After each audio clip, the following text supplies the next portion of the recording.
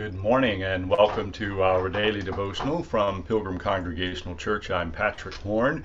Very glad to have you with us on this Wednesday, August the 17th, 2022, as we continue our look at this story of Jesus' healing of a woman in the synagogue on the Sabbath from Luke chapter 13, verses 10 through 17.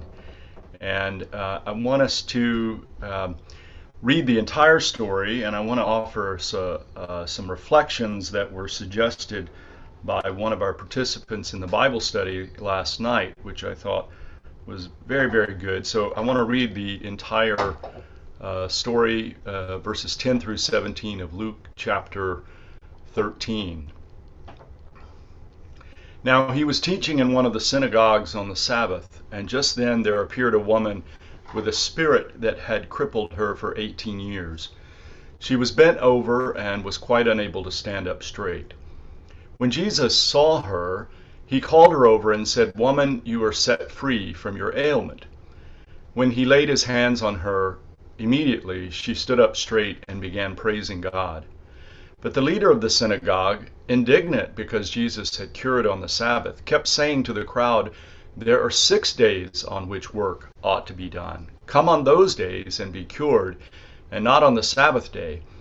But the Lord answered him and said, "You hypocrites, does not each of you on the Sabbath untie his ox or his donkey from the manger and lead it away to give it water?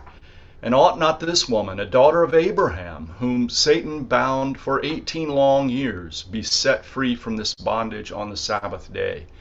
When he said this, all his opponents were put to shame, and the entire crowd was rejoicing at all the wonderful things that he was doing. So a couple of things.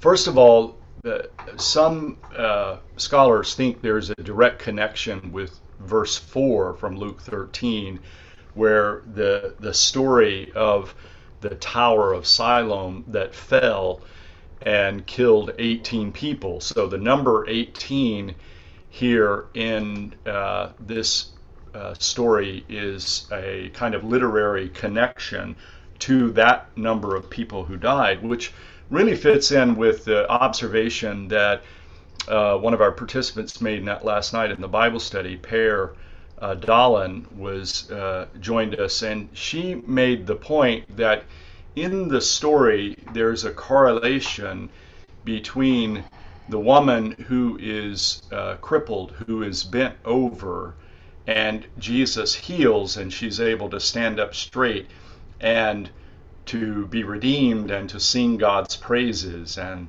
the people, of course, were very impressed with that.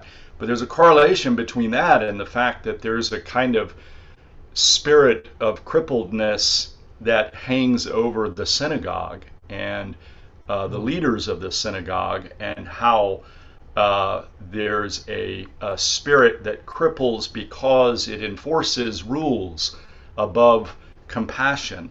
And Jesus' action, not only of healing the woman, but then confronting the leader of the synagogue and lifting the woman up by calling her a daughter of Abraham.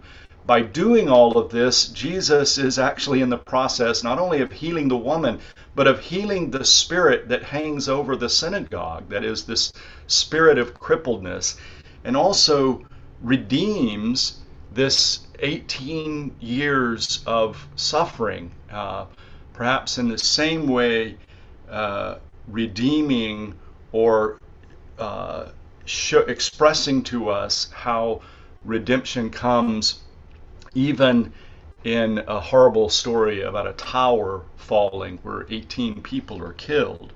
So that Jesus not only is an expression of our salvation here, but also a model for us for how to participate in redemption and salvation by a spirit of compassion, that is, by bringing a spirit of compassion to our community that rises above mere rules.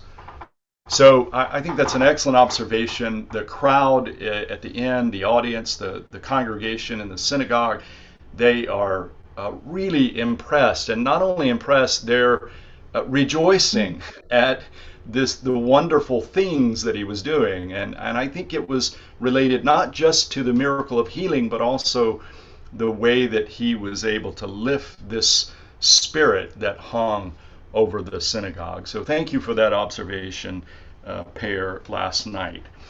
So I'm going to close with this word of prayer from Isaac Ambrose, one of the Puritans from the 17th century, very much a part of our tradition.